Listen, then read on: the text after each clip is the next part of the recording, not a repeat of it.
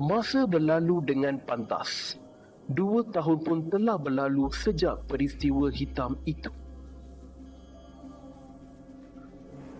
Keluarga Encik Harris kembali hidup tenang, seolah-olah tidak pernah terjadi apa-apa. Namun, takdir memiliki caranya sendiri.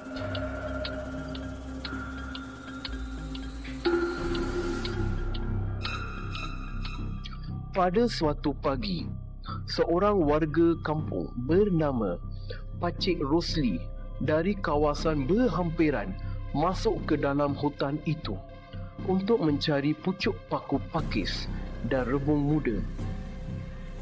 Saat sedang asyik mencari, matanya tertuju pada sebatang rebung yang gemuk di sebalik semak samun. Ketika hendak menggali di situ,